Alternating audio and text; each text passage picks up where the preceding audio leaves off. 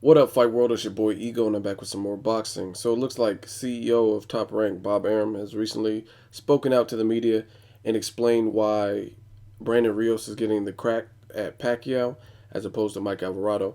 And according to Arum, Alvarado hurt his hand in the Rios rematch, and he had to get surgery.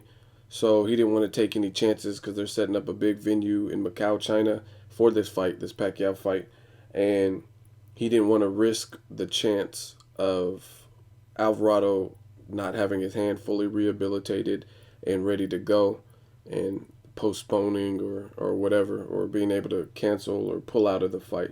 So, according to Aram, that's why the loser of the last fight in between Rios and Alvarado gets the Pacquiao shot. Um, some of you guys, I really firmly don't believe you understand the business of boxing. Like, what you have to realize, and what some of you fail to realize, is Bob Arum is a businessman. He's a promoter. I'm actually putting together a video. I've actually been doing it since last year. I've just been real busy, so I haven't been able to get it out. But it's going to show you a little bit more of kind of how Bob Arum as a promoter. It's about the Pacquiao Mayweather fight, and you'll see several contradictions. Like I said, I just have to dedicate some more time to it. Just been real busy. But anyway, a lot of you guys don't understand the sport of boxing or the business of boxing. And these promoters are leeches. They're greedy. They're out to make money. And it's not just Bob Arum, it's every promoter.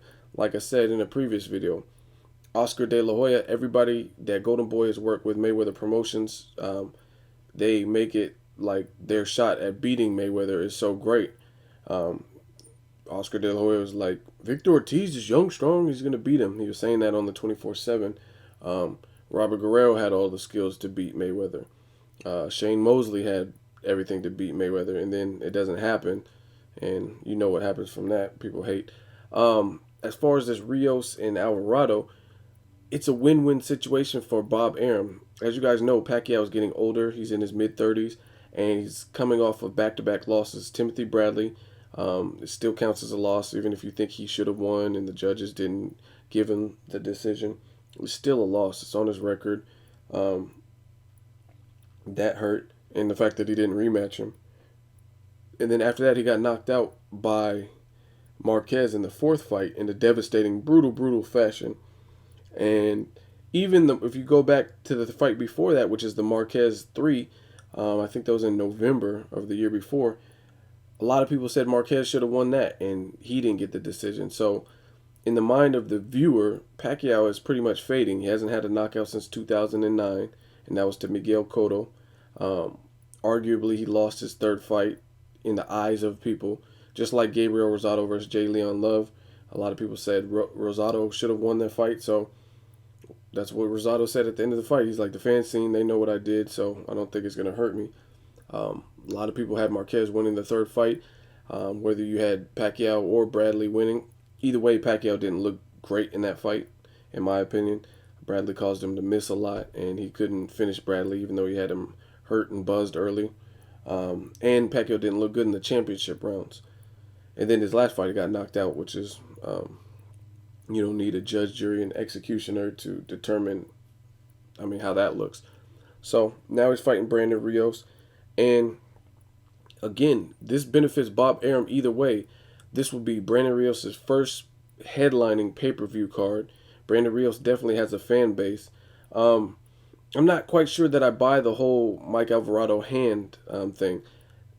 To me, it seems like Mike Alvarado has a much smaller fan base than Brandon Rios. Um, they're both of Mexican American descent, but based on the style of fighting, I think more Mexican or Hispanic people would gravitate towards Brandon Rios, all guts and brawling and tough chin machismo type of style, as opposed to Mike Alvarado, who kind of does a little bit of all. He shows the warrior, he shows the brawl, he shows that he can box and move around some. Um, I think Brandon Rios just has a style that is more high octane. So, truthfully, I don't really buy the hand thing. I think Brandon Rios has a bigger fan base, and he has an exciting style. Again, a high octane style that will be pleasing with Manny Pacquiao's high octane style. Now, for Bob Arum, this could go one of two ways. Pacquiao can win it, and even though his opponent came up in weight and is off a loss, for the casual fans, this looks great for Pacquiao. It's like, damn, Pacquiao knocked out Brandon Rios, hypothetically. It's like Pacquiao knocked out Brandon Rios, he's back. And you know what I mean? The pound for pound rankings might place him higher than whatever he is right now because he knocked out someone like Brandon Rios, who has never been knocked out before.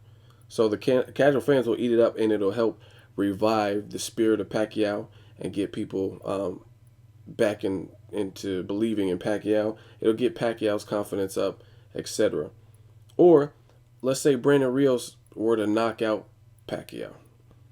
Now it's the second Mexican opponent in recent memory to knock out a fading legend like Pacquiao. It's his first pay-per-view. So that's going to catapult Brandon Rios into superstardom. If you look at Brandon Rios' last couple fights, both fights with Alvarado were very exciting. I think before that, he fought Richard Abril. Well, I think they want to forget about that fight. And I think before that, he fought maybe Murray. And that was an exciting fight as well. So this is going to push Rios through the roof. I mean, he already has a solid fan base. He's already outspoken. He already has the personality. He already has the fighting style, which is pleasing to the crowd. This is going to catapult him. And what some of you fail to realize is, as much as Bob Arum says he likes Pacquiao and stuff, I really think he has a vested interest in money more than Pacquiao. So he's putting Pacquiao in a position which on paper stylistically Pacquiao should run through Rios based on Rios' flat-footed style. But he's pitting these two against each other, and it is a gamble. I'm okay with the fight because you never ever know how someone's going to respond after a brutal knockout. They could come back stronger and more focused, but maybe not. So stylistically, this is intriguing based on the time in which it's taking place. That's really what makes it intriguing. If Pacquiao beat Marquez in their last fight via a decision, a 12-round decision, and then they said, oh, Pacquiao's next fight is Brandon Rios, I'd be like, wow, because Brandon Rios on paper, stylistically, this is a horrible matchup. Somebody with movement, angles, power, speed. That's bad news for someone like Rios, especially since if you watch Rios' last fight that he lost against Alvarado in the rematch, Alvarado, to me, does not have great footwork. His footwork actually looks kind of sloppy to me. And he did enough to maneuver, navigate through the ring, and create problems cutting off the ring for Rios. So imagine what a Pacquiao would do. So again, the only thing that makes this fight acceptable to me is the time in which it is taking place. Pacquiao is off a devastating knockout in which he needed smelling salts to wake him up.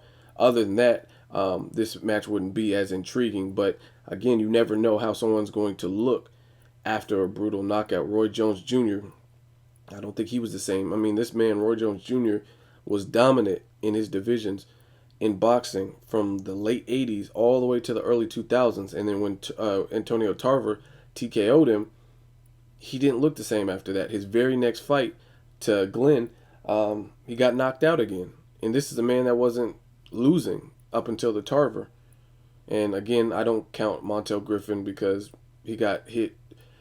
He hit a downed opponent and got disqualified, but he was beating Griffin's ass. And in the rematch, he knocked Griffin out in the first round, so I don't really count that as a loss.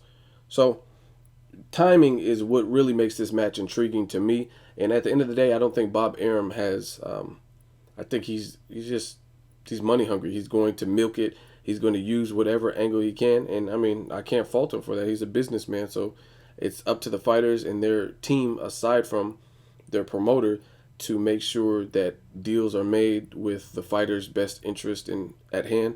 And the fighter himself has to be smart enough to know when he's being taken advantage of as well. But I think for Bob Arum, it's a win-win situation. Either Brandon Rios is going to win or put up a valiant performance to the point where he can market him as a younger fighter who defeated Pacquiao, and it's going to make him skyrocket, or Rios gets knocked out or beat the hell up by Pacquiao, and that'll help revive his cash cow of Pacquiao. So really, it's a win-win for Bob Arum. Let me know what you guys think of this fight. Is it a good fight? Is it a cherry pick? Who do you think will win? How much of a shot do you give Brandon Rios based on his flat-footed, slower Margarito style? Do you think it'll be a Margarito part 2? Let me know something. As always, hate, comment, or subscribe. Till next videos, Ego signing off.